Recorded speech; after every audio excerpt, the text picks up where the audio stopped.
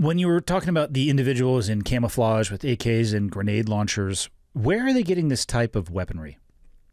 Yeah, so first of all, okay, we can divide it between AK-47s, AR-15s, and then heavier weapons. So the AK-47s, the AR-15s are coming. The majority come from the United States, and there are some other sources, but it's, you know, I've looked at this very, very heavily.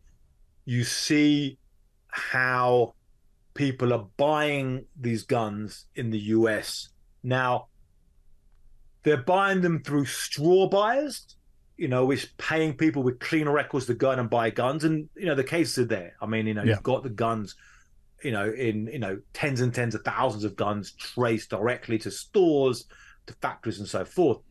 Now, they'll go in there and they'll buy multiple, you know, there's been cases of multiple sales where they'll walk into a store and say, give me 10, you know, what's a 10 AK-47s?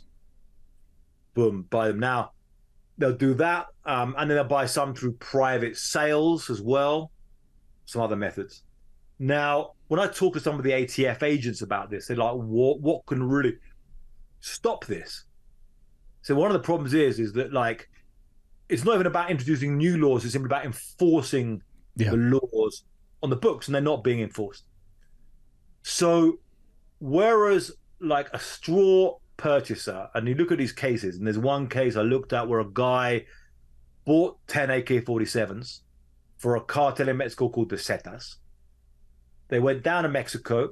This was a guy in the US, in Texas, who was buying weed off this guy who gave him $600 plus the price of the guns to buy these guns, collected them, delivered the guns to him. He took them down, the guns taken down to Mexico, and they were used shooting dead an American agent in Mexico, Jaime Zapata. In that case, they made an effort to trace the guns and everything and found out who bought them. And he got, you know, I guess how much jail time he did? 0. I was going to say stern warning. Probation. Which is wild, because you're talking about a straw man purchase. I mean, that's a federal crime. Yeah. So the crime they did then was lying on the form. Yeah. But like, now one thing is, now they've actually, you know, since this, so I said to the ATF guy, what do you do? Give these guys sentence, give them jail time for doing that. Put up.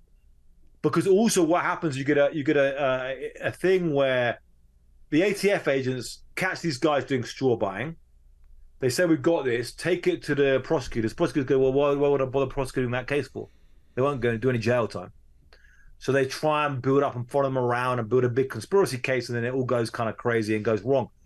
So simply give these guys, you know, if you're buying, you know, buying guns for a cartel, you know who these guys are. They're going to commit mass murder with these guns. You know, there's now one thing that would be interesting, and you know, we can get into discussing this, but if they were classified as terrorist groups, the cartels, that would very much change it, because you would no longer just be doing straw purchasing, you'd be providing material for terrorist organization. I was going to ask you about the terrorist designation. I've talked with a few people, even from a policy perspective in the U.S. Most people educated on this topic, it's one of the first things that they say. If you could switch the classification of the cartels from, I actually don't even know what they are right now, probably just a cartel, to a terrorist organization, it would change the tools that would be available, and it could be addressed in a different manner. Do you think it would have a large impact? Well, look, I mean, in itself, it would certainly change the tools, but still, it's very open as to what is going to be the US strategy for dealing with this problem. And we've got kind of multi-problems that come from this. So let's say we say, well, if we designate them as a terrorist organization, and then that gives us the legal power to carry out a drone strike, because, you know, this is a terrorist organization threatening us. Now, you could do this, or the military could do this, but that's not going to finish these cartels off. I mean, like, not only, you know, you look at Afghanistan and where things didn't work out in Afghanistan, but like here, you know, this is not like Al Qaeda or something where you have a certain small number of groups kind of plotting terrorist activities.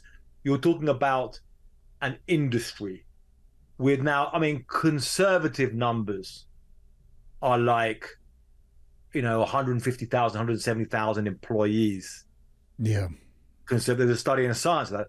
I think it's likely higher than that. You're not going to solve that problem with a drone overhead and a Hellfire missile. Exactly. So you got to think, okay, so even if you took out, now apart from if you did that, or if the military did that, then immediately it creates a diplomatic issue with Mexico. You're going to say you can just take out these guys. A lot of issues then, and Mexico and the United States do share now $500 billion in cross-border trade.